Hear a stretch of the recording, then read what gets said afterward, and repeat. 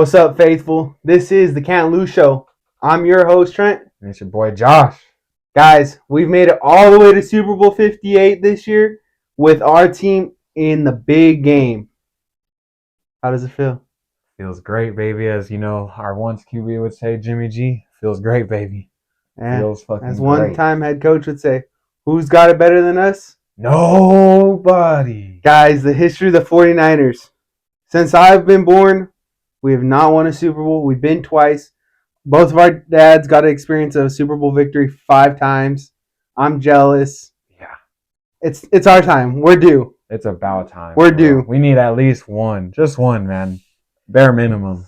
Yeah, it's going to be a big game. Huge game. But to get here, there's been a lot of moments in this season. Mm-hmm. Agreed? I mean, a lot. So I kind of want to look back at our top 5 moments each, totaling our top 10 moment throughout the season, highlighting just the good stuff, why we're here, what got us here. Obviously, we're not going to highlight our 3-game skid. For you haters that are tuning in, yes, we're not going to bring up a highlight from there. Like, straight up. Because you're going to watch this and you're going to be like, oh, what happened to those 3 weeks? Okay, we get it. Yeah. It's a part of our journey, but it ain't a highlight. So, Josh, start it off with a highlight. All right.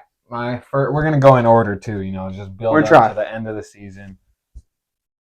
My number one, my first moment that I can remember from this season, a big moment, Ayuk's big game. I mean, it kind of just set the whole tone for what this season was going to be for him. He turned into a top 5 receiver in the league. Mm-hmm. I mean, he balled all season. 8 targets, 8 catches, 129 yards, and 2 tutties. I mean, that's big time. Starts off the season like that, continues all the way through, and then a Pro Bowl or All-Pro snub. Yeah. No, All-Pro snub. What did he? No, he made All-Pro honorable mention or something. Yeah. Or second team All-Pro maybe. But first team All-Pro snub. Yeah, for sure. But, all right, I think you got number 2, so go ahead. Oh, yeah, my second one, I mean, it didn't come much later. It came the next week. Partly maybe because it was there. It was on my birthday. I was Woo! But Lenore's pick against Stafford in the fourth quarter to seal the win. I mean, just a huge... Another kind of setting the tone. Lenore had a career year. Yeah. He's only been getting better. That was in our home opener. Yeah, our home opener. I didn't even realize what you said. Our home opener at Levi's South. I mean, just a huge moment seeing Lenore get that pick against Stafford. There's been plenty of picks in that stadium for the Niners, and that was one of my favorites from this season. Hell yeah. And the next moment we got highlighted is CMC's 4 touchdown performance against Arizona. He had 3 touchdowns in the first half, and then a 4th in the second half. Bro went off that game. 20 carries, 106 yards, 3 rushing touchdowns, and 1 receiving. Yeah, I mean, what a game for him. That has to be like performance of the year in a game. Like non-QB, like who else put up 4 touchdowns in one game this season? Not many. I think it happened though a couple times. It happened a couple, but not many. Yeah, but not many. And man, CMC did it. I mean, he didn't score 4 consistently, but he balled consistently all season. Mm-hmm. Yeah, that was a big game for CMC. I love to see that. Next one, big game because it's a rivalry.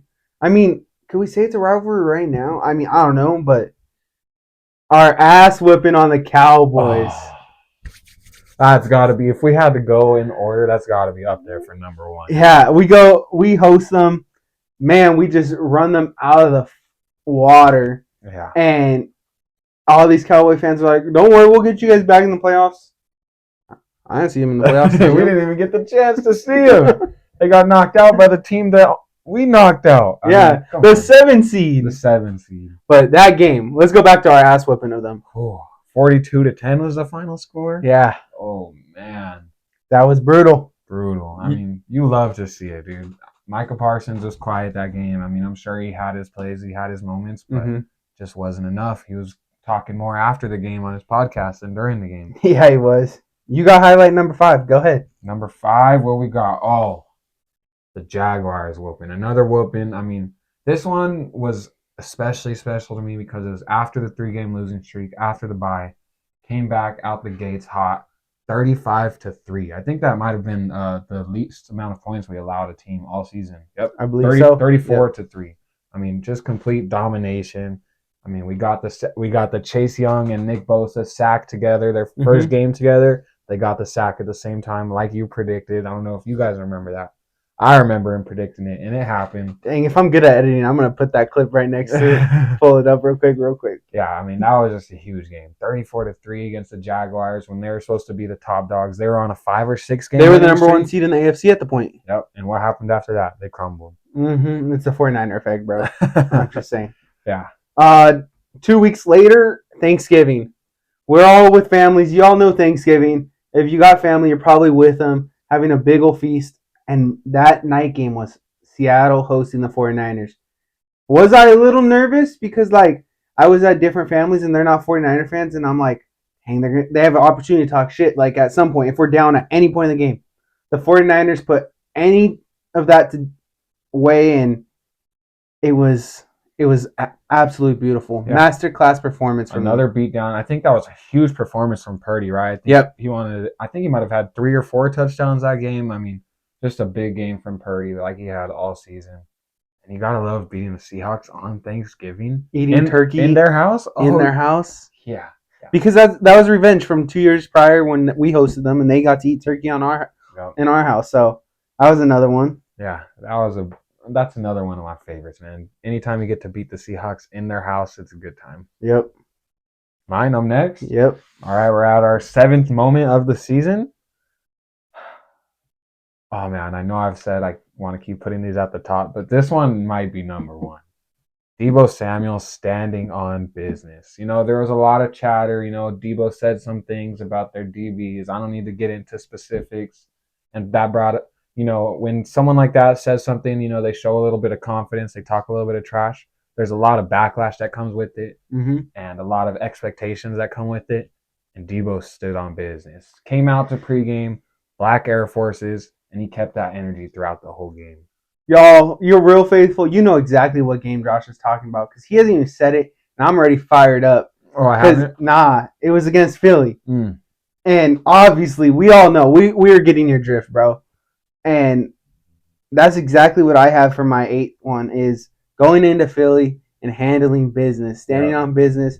Not just because what Deebo did, like you mentioned, you highlighted, which I think is phenomenal what he did, but that's just a place that their fan base really does take over. They're a disrespectful fan base, you know. And going in there as a 49er fan, I wish we were able to go, but the team stood on business the whole time. The fans were there in support. No one backed down, and just that's a highlight of the season. Like that really gave like an inner confidence to our team that like we were supposed to be there. We were supposed to win, you know. It was just like something like, I know injuries are part of that game, but it's just like, man. Yeah. I mean, that was a huge. Yeah. What did we score? 6 straight drives? 5 straight drives? 6. Something like that? Oh, man. Just like you said about, I think it was the Seahawks, it was a masterclass performance.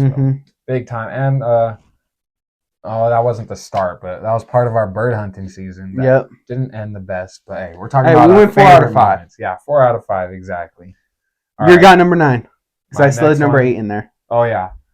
My second, my last one, the second to last moment we have on this list, and we couldn't really figure out. I know we've been going in chronological order from the beginning of the season to the end. I don't remember exactly when this happened. We've seen Brock Purdy do the big balls celebration. We saw it against. Get up! We saw him. Is this your keys? We saw that celebration. I mean, I know it was. You gotta love the confidence. You gotta love the confidence that he showed right there. Just because he's such a humble guy, he's so always, you know, he always says the right things. But right there, when you see that out of your quarterback and that swagger, it's huge. And we really hadn't seen too much of that side from Brock. Yeah. Sorry, guys, that little noise dropping was a past Super Bowl ticket, golden ticket. As y'all see, real quick, before we get into number 10, Super Bowl tickets because it's Super Bowl week. I wish we were going, but hey, past Super Bowls are gonna have to do. Thanks to my family that's gone and been there, so whatever's. But number 10, the final one, and I think it's only fitting to finish with this one. 49ers comeback, being down 24-7 going into half. We all know, we were all like, okay, we got to put it together. We got to come together. I mean, I didn't have any doubt yet at half. Like, I was still like, we're still in this. We got this. But it's a huge comeback. It had been the largest one in NFC Championship history. Yeah, legendary. Like, that has to be what we're going into the Super Bowl. Like, that's a reason why we're here, obviously. Mm-hmm. I don't know how else to put that one as number 10. Yeah, that's a great one. I mean, dude, that we are talking at half. I can't say that there was no doubt that crept in a little. I was nervous. I was pissed off, but hey, stayed faithful, baby. Yeah. We were rooting for that comeback. We knew that it was possible, especially with this team that we got. And hey, the Niners got it done. I mean, that third quarter was just insane. I mean, talk about shutting them down, and everything was working for us. Everything was going right for us. Mm-hmm. Just a huge third quarter, and I mean, a huge second half to ultimately come back from down, 21, 24? Or was it 17? 24, 7. 24-7, so 17. I mean, yeah, that was huge. All right. So we look back on our top 10 moments right now. I think all of those are great. We'll try to put some clips next to them, But one thing I wanted to spring on you and spring on myself while we're having that conversation, we're looking back at this season. I'm going to ask you this question. We did not prepare for this, okay, guys? It's not on our paper. Who was your favorite player to watch this year? It doesn't necessarily have to be MVP. It doesn't have to be offensive MVP, defensive MVP. I just want to know, who you had, the most enjoyment, also, you just loved watching their game this year from the 49ers. From the 49ers, from the whole NFL, I think my favorite player to watch this year, Brandon Aiyuk. The way he played, the way he turned his, play up to another level, and then just the way he was acting without the ball, and the hype that he was getting for other guys scoring touchdowns, the blocking downfield, right at the beginning of the play in the inside runs, blocking DNs, blocking linebackers, pancaking linebackers. I mean, he was so fun to watch, whether he was getting the ball and making a spectacular catch or routing someone up with some of the nastiest routes, blocking, pancaking fools, like I said. He had to be my favorite player to watch all season. That's only fitting for you, a receiver boy. Yeah, what a journey Aiyuk's been through. When I heard his journey the other day, and I haven't really heard too much of him. I've followed him since Arizona State, but I didn't know how he got there. High school, only played 1 year as a DB, and then was recruited, or zero recruit, went to JUCO, and then played DB, and then played receiver, and then got an offer from Alabama, but to play DB. And then he's like, no. And then ASU was the first one to say, you're going to be a receiver. He bet on himself. Yeah. And now he's in the Super Bowl. Yep, now he's in the Super Bowl. Now he's a top 5 receiver in the league. He did his thing this season. He showed. And it was huge. Also, born to be a Niner fan, right? There's the baby pictures of him in the Niners gear. That's huge. Yep. Man, much respect to Aiyuk. Much respect. I could pick him too, because that was a very fun one to watch. But I have to go on my defensive side of the ball. I'm not going quarterback. I could go Brock Purdy too, but I'm going to go Fred Warner. Oh, yeah. Fred Warner was an absolute man on a mission this year. And obviously he's been at the top of his game. So, it wasn't like an insane jump like you had with Aiyuk's performance. But Fred just played at another elite level that I didn't know was possible at the linebacker position. Yeah. He played the run game so well. He played the pass game so well. He just played that position like the definition of linebacker, if not a better definition of linebacker. Football player. Yeah, he reset the definition of a linebacker, because now moving forward, honestly, you're not going to get your traditional bigger, hard-hitting linebacker. You're going to get that versatile guy that could drop back 20 yards to cover a tight end downfield, or one that stuffs the run with a hard hit still. It's like he is the new definition of a linebacker. Oh, yeah. And I think we've got a ton of guys kind of like that are just versatile. They're, like I said, football players. We got a lot of football players on our football team. Selfless or Selfless. How do you say it? Selfless. Selfless, right? Selfless. Oh, selfless. Not selfish. But anyways, that's what our team's made. Selfish. Bro, first... Hey, if you guys haven't noticed, look at this guy's face. He fell off a ladder recently, so hey, he's still, recuperating. He doesn't know words. Hey, selfless, not selfish. But that's our 49ers roster, all right? We get the deal. And that's made our team so special this year, because we don't have those guys, and it's all about the team, and they all have one goal in their mind, and that's Super Bowl, and that's why we're here. That's why we're here. That's why we're still talking about them. But man, sorry to spring that question on you. No, that was good. I thought it was a great question. I thought it was really good. I like. So, with that being said, let's jump into our next topic. We're gonna compare each position and who we think is better. Josh has some stats to back up something. I just got my words and what I watched on film. No stats, but we're gonna start off with QBs. You got Patrick Mahomes, Brock Purdy. Who do you think is better? All right. This year, this is not history. This is this year, this game. Yeah, we know what Mahomes has done. We know, the accolades he has in such a short amount of time. But I myself think Purdy could be on his way to similar things. I got Purdy this season. I mean, he had the better record. We know it's a team sport, but hey, what the MVP is a quarterback award for a reason. He has the better record. He has all the better stats. More yards per attempt, more touchdowns, less interceptions, better QBR, better rating. And we know Patrick Mahomes doesn't have necessarily the elite weapons, but he has weapons. Travis Kelce, Isaiah Pacheco, young but a dog. I mean, Rashid Rice, he picked it up later in the season and into the playoffs. I'll give him that. But they have the weapons there. I mean, and Purdy just made do with what he had and made do better this season. Yep. The best quarterback I have in this game is Brock Purdy as of right now. Mm-hmm. This year, this game. Running back, CMC or Isaiah Pacheco? Non-debatable. CMC. CMC's the Pacheco's a dog too. Yeah. But best in the league. CMC, yeah, exactly. And I mean, was he unanimous first team All-Pro as well? Yep. Yeah. 1 of 3 people this year. Yeah, so no debate there. He's got to be it. Christian McCaffrey. Mm-hmm. Wide receiver 1. I'm going to throw Ayuk as our wide receiver 1, and I'm going to throw Rice as their number 1. Got to go Ayuk. Yeah, again, I think we clear there. Even we're going to get into our wide receiver 2s, Debo and Scantling, or you could say Watson, whoever. We got to go Debo on that one. We clear our wide receivers, clear their wide receivers, and I mean, we know what Ayuk has done this season. We know who Debo is, and I think they both tied in touchdowns. Debo missed some games, but he had some really big, explosive games. So, I mean, we know what both of those guys can do, and I'm taking our receivers over their receivers. Exactly, same boat. Tight end, Kittle, Kelce.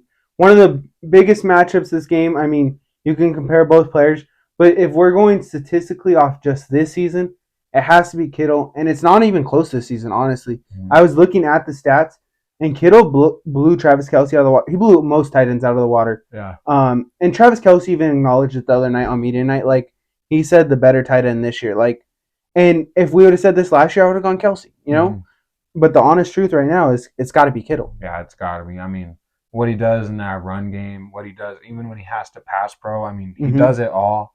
We know Kelce can do some of that. He does. I mean, he's a tight end still, but Kittle is the best on both in the air, blocking, I mean, catching passes. He was the best tight end in the league this season, similar to CMC. I mean, when you're the best in the league, we're taking you over the other guy. Yep. Let's go to the O-line. This is a matchup that was hard for me to decide, honestly. Trying to not be biased and be realistic. I gave this one a tie, but with their all-pro guard, Joe Thuney, or however you say it, being a long shot. You looked for me to pronounce it correctly, but I don't know either. Guys, he's better with pronouncing and reading and writing. But with him being out and Andy Reid's words being a long shot, I got to go give this to the 49ers because it's anchored by Trent Williams, best player in football. I think Aaron Banks as well. I mean, probably an all-pro snub. I mean, Aaron Banks did his thing this season. I don't think he didn't really allow many, if any, pressures, any sacks. He was balling all season. So I like the Niners O-line, but I'm going to go ahead and agree. You said a tie, or you gave it to the Niners? I gave it to the Niners by a slight edge just because the guard is... Okay, but I'll say this season, since he was healthy this season, I'll give it a tie. Okay. D-line, interior D-line. So you could throw Hargrave and Armstead from the Niners, and I'm just going to go their lone soldier, Chris Jones. Yeah. And this one is one that I do have to give to the Chiefs side. I love what Armstead and Hargrave have done this year. I know Armstead was out quite a bit due to injury, but they're dudes. But Chris Jones has just played at another level.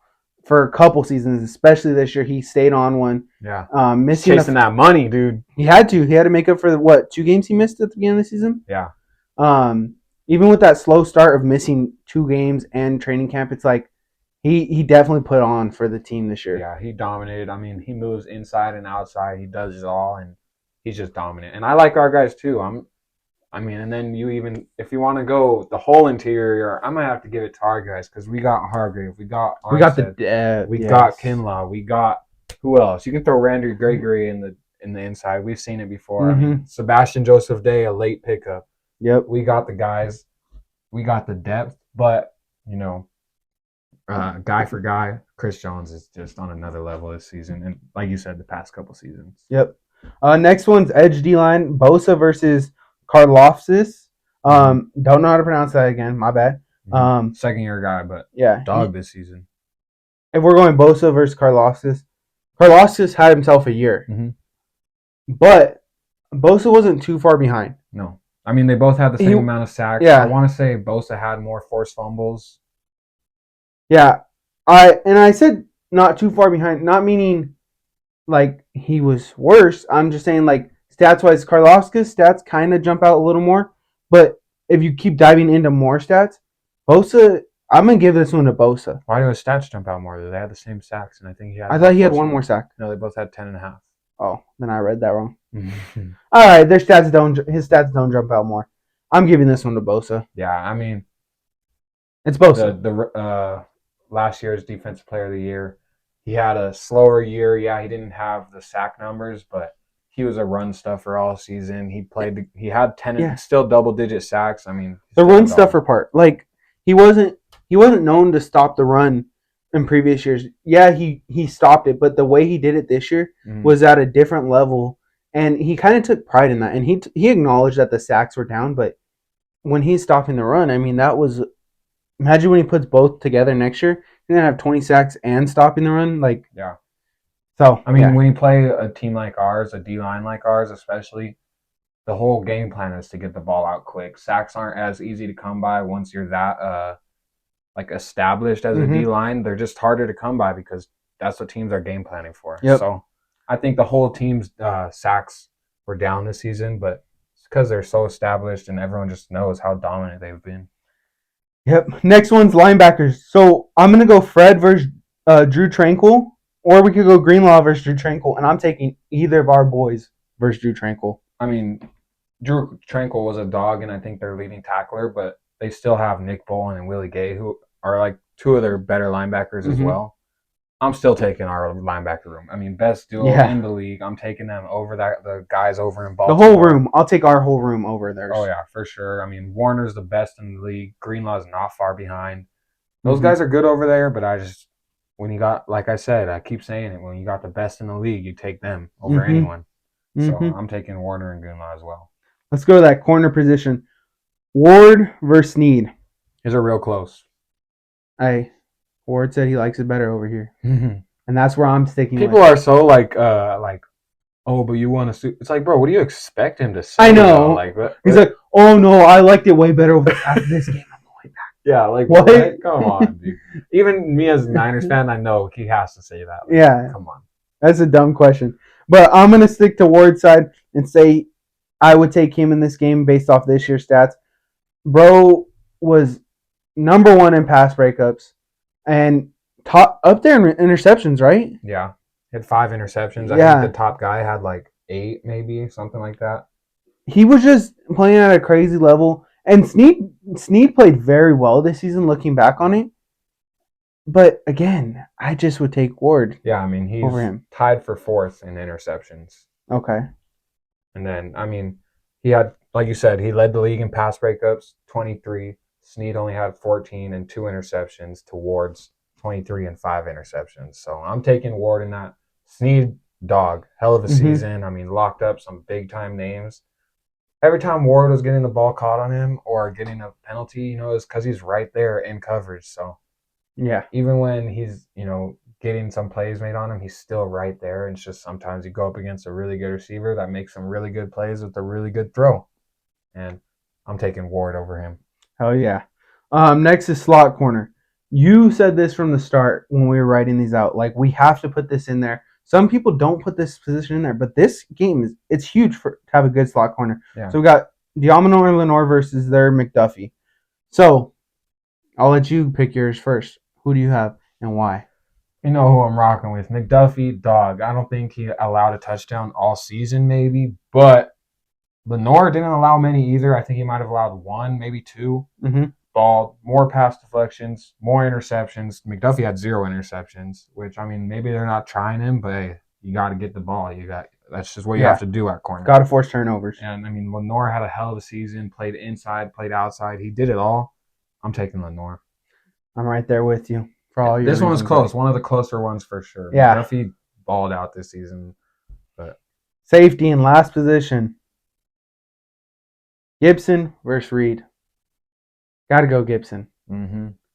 And this one's not close. That veteran experience that Gibson provides, the instincts he plays off of, that hit on Laporta 2 weeks ago, it's like the strip Gibbs, like everything, mm-hmm. like so slept on, so underrated, mm-hmm. not talked about enough. I mean, then you got, I know injuries happen as part of it, but you got Hufanga there too, and Jair Brown stepping up big. I mean, I'm taking our safeties all day. For sure. Gibson's a dog. Definitely slept on. Hell yeah. And then one that we didn't put on there was kickers. I totally forgot. Who's it? Butker is their kicker and Moody's ours? And Moody's ours. Well, I know I'm taking our punter over there. Oh, Townsend's a good punter too. Yeah. But hey, Mitch Wisnowski's a dog. But we didn't do any special teams, so we're not even going to get into that. But, and Bruce Buffer's words, it's time! Super Bowl, baby. Yes, sir. Let's get into this game a little more by picking our dogs like we normally do, our matchups. And this week, we're going to throw up some special MVP because it gets awarded in this game. Mm-hmm. And score predictions. Kind of why we got there, right? Mm-hmm. Let's start off with our offensive dog for the Super Bowl with 49ers and Chiefs. Wait. Oh, man, I can't wait. I'm so excited for this Sunday, man. But, all right, you want me to get into my offensive dog first? Hell yeah. All right. I think the offensive dog, he's been our offensive player of the year all season, probably going to win offensive player of the year. Christian McCaffrey. Dog. Big-time player. He's going to make big-time plays in the biggest game of the whole season. Of all of American sports, the biggest game of the season. Roger Goodell is calling for 200 million people to watch it, so. And that doesn't even count all the people grouping up together, right? I mean, the parties and everything. Is that streams or what is that? I don't know what it is. He just said 200 million. Last year was only 120 to 140. So. I mean, he's betting on all the Swifties to watch it on. Yeah, worldwide. Yeah. My offensive dog this week has to be Kittle. I think I've said this multiple times in the season. I like that a lot. It's just, he's always that one guy. If the run game's not working, or if the true receiver pass game's not working, he still finds a way to be activated at the right time. He may not start off hot, but he always finds a way to come up in key situations. It's like 3rd and Juwan. Yeah, I like that a lot. It has to happen, you know? Yeah, and I mean, that's big time too because, oh man, I was thinking something while you were saying that. Can't remember exactly what I was going to say, but I just think that could be big time. Kittle. Oh, they're talking about how Kittle's numbers are down in the playoffs. You know, historically, he doesn't do as good in the playoffs as he does in the regular season. But I think it's just, man, we're doing what we can to win, and Kittle doesn't mind doing the dirty work. Like Shanahan said last night in the media day, none of our players mind doing the dirty work. But Kittle actually enjoys doing the dirty work. He loves run blocking. He loves that. He said, what would he do if he was planning the game? Give it to McCaffrey, and that means he's blocking. So I like that. I like for him to have a big explosive play, you know, or explosive stats. I like that. Yeah. Let's go defensive dog. I'll kick this one off. I gotta go big play Dre Greenlaw, because it is a big game. If his stats don't jump out at you, I guarantee you that play to seal the game or huge turnover will. That's why I gotta go big play Dre. I like that. I like that a lot. I mean, he made the name for himself for a reason. He makes big plays in big time games. I mean, that's what he does. Mm-hmm. So I can't hate on that. I'm not even arguing with it. But if I'm gonna pick mine, I'm gonna go with Nick Bosa. The way he played last week, the way that he just sounded almost emotional after that game, like he just so happy, so excited to be back, and so relieved after that game. Mm-hmm. I mean, 2 sacks in that NFC Championship game. I think he's just going to lead that momentum right into the Super Bowl. He wants revenge. I think that right tackle is going to have a tough time guarding him, Jawan Taylor. It's going to be a tough day for him. Bosa's going to have multiple sacks, a strip sack, stuff in the run all game like he's done, and just a big, big day for Bosa. And he was my close second for Super Bowl MVP. Defensive guy. Yeah, we know Von Miller did it, right? Yep. With the Broncos. So Bosa could easily do it. He has that type of talent. I think it could happen. Hell yeah. All right. Next, and as always, we pick a matchup. Mm-hmm. Matchups are, for you guys just first tuning into us, thank you for like joining and getting to this point. A little late, but okay. We're like 31 minutes in. Well, also, I mean, the last episode of the season. Yeah, but I mean, it's now time you could go back real quick before the Super Bowl starts and kind of rewatch. There's 21 more episodes of this season. But we pick a matchup, and this could be player versus the guy he's lined up against, O-line versus O-line, coach versus coach.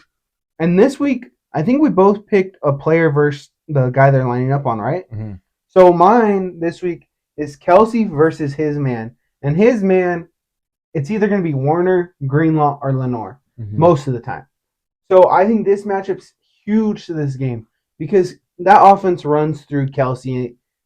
I know Mahomes is the guy leading the ship, but it runs through Kelce. If he's going, they're all going.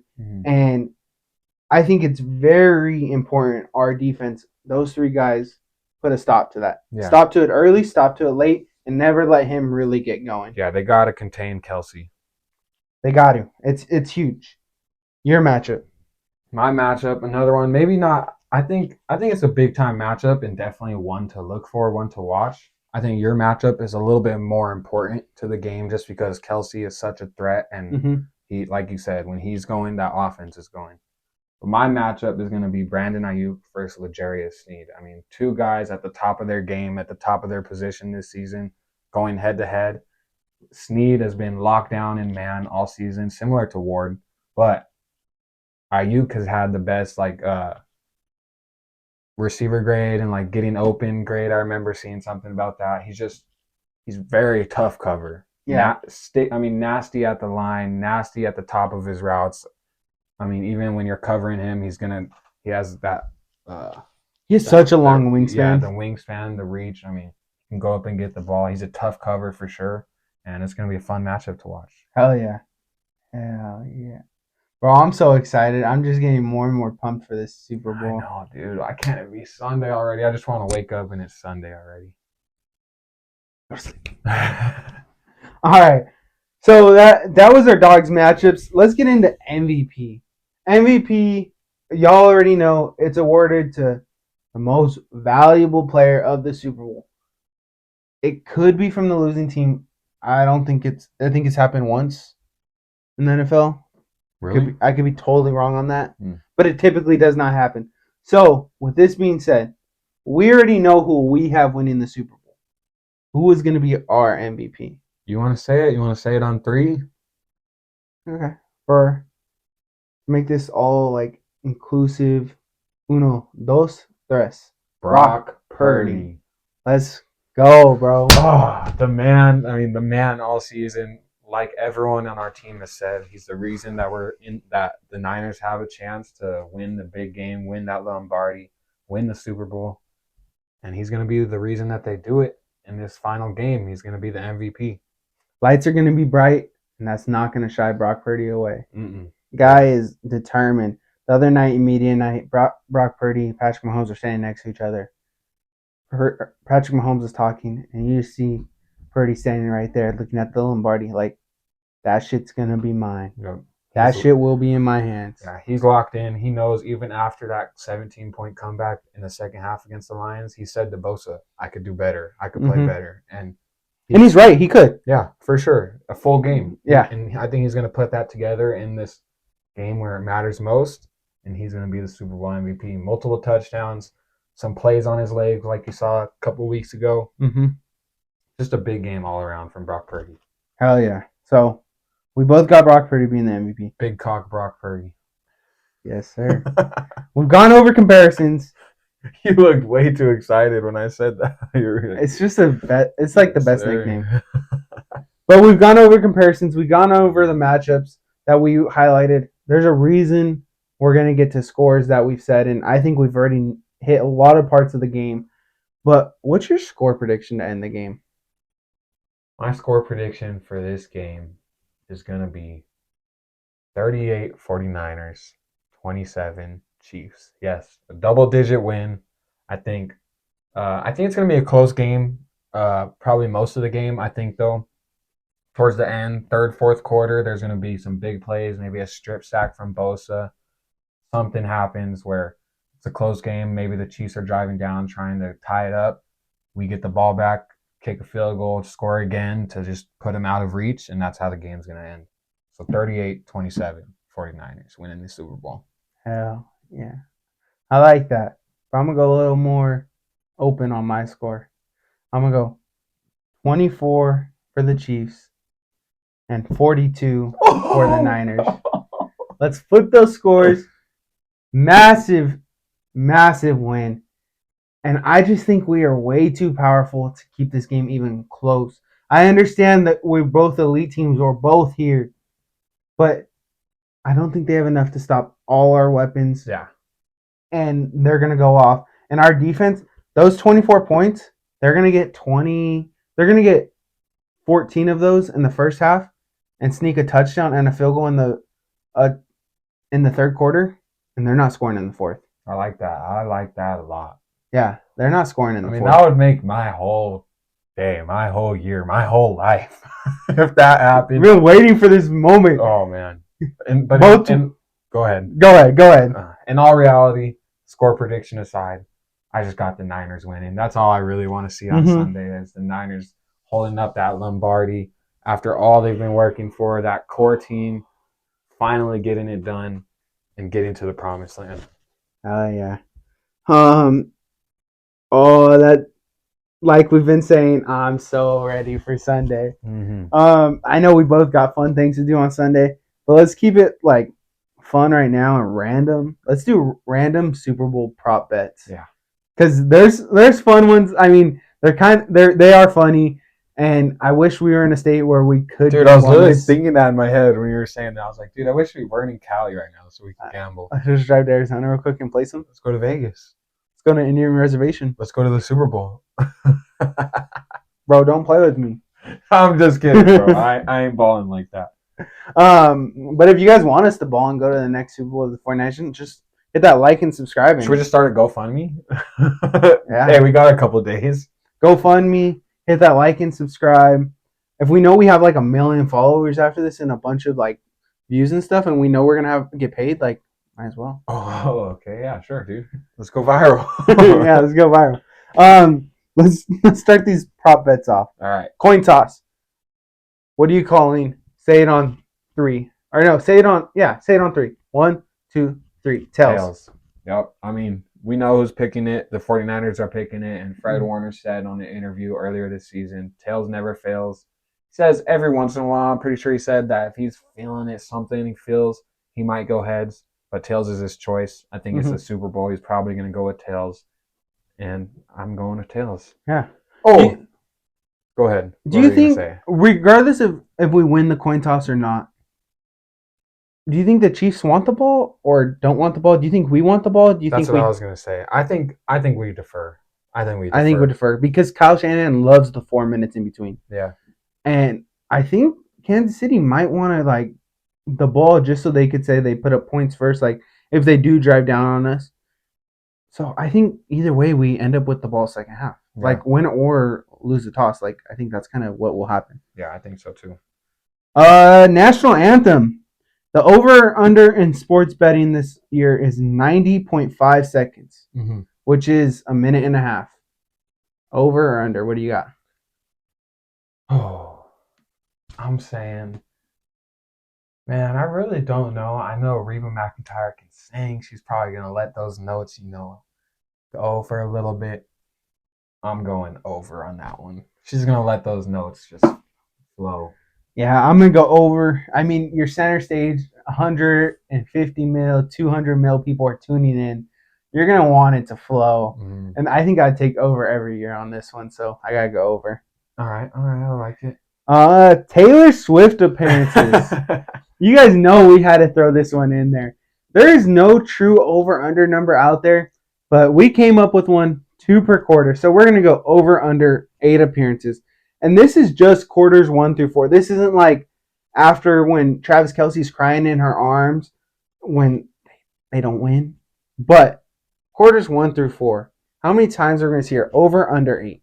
I have here written down over. I'm taking the under. I think it's going to be a slow day for Kelce. There's not going to be much of a reason to show Taylor Swift. I know they love probably showing her either way. Maybe they'll show her when she's, mad. But I'm going to take the under. I think it's going to be a slow day. We're going to figure out how to contain Kelce this weekend. And I'm taking the under 8 appearances. I'm going to take the over. And like you said, I'm just trying to win some money because I'm sure the under is probably, not favored. So I'm trying to win some money. Yeah. But they're going to show her a lot because regardless, good or bad, anytime after the Chiefs end the ball in offense, it seems they go to her for her reaction. So they're going to have the ball more than 8 times, and that's just going to be it. So I'm taking the over. Next up is first touchdown. I like this one. This one's always kind of amazed me because sometimes it's anyone expected to end up in the end zone. Mm-hmm. So who do you have? I got this weekend, first touchdown of the game. I think it's probably going to be a short little run, maybe a little jet sweep, maybe something short. We're going to be in the red zone, and Debo is going to find the end zone first. Okay. I wanted to say Juszczyk originally just because the odds. It's the odds, right? Yeah. The money thing. But I got to go Kittle.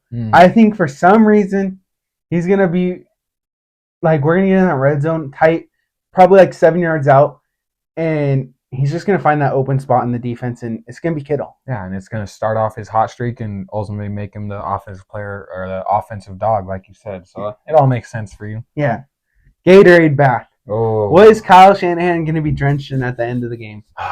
Bang, bang, Niner gang. I got to go with the red Gatorade. Okay. I think, they got to have the red Gatorade out there. A great flavor, a staple in sports. Red Gatorade, that's the color. I'm going to go more of a staple.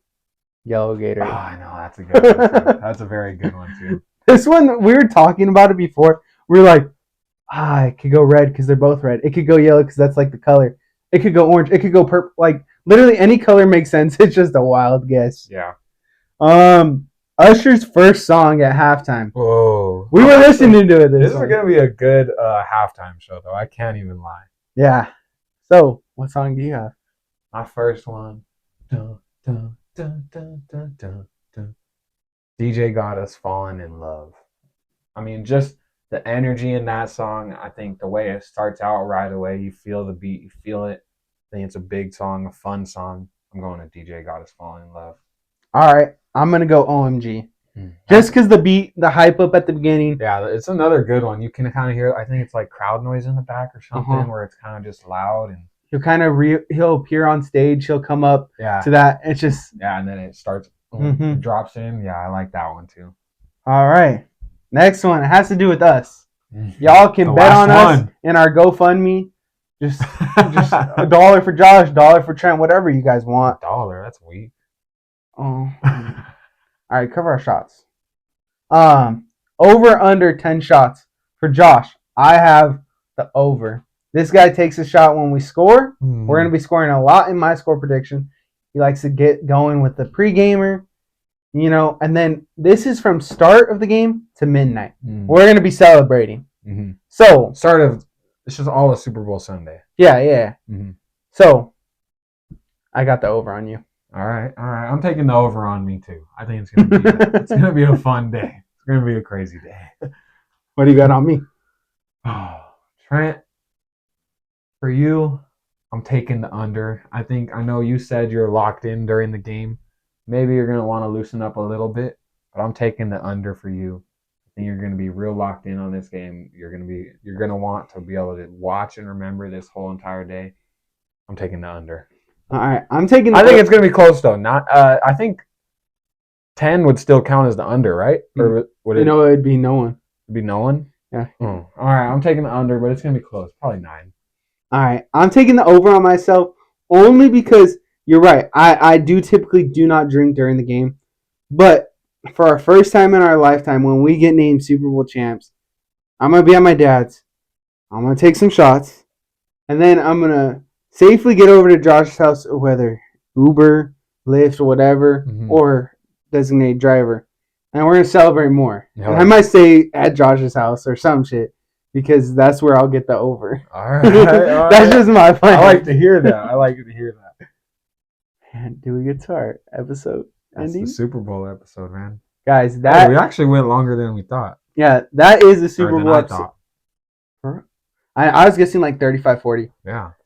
Thank you all so much for listening. It's been 46 minutes of pure joy of like talking Super Bowl. We will be back next week to recap this Super Bowl and recap our first Super Bowl that we've seen, 6 for 49ers. Oh yeah, we've got to do an episode next week. You're right. It isn't our last episode. Yeah, this isn't.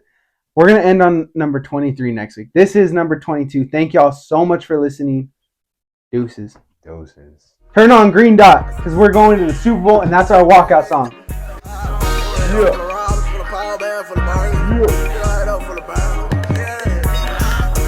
Dumb shit, you know that I'm walking with it on me. I say stomp him, then that's when they stepping on your homie. I say stretch him, catch me murder walking.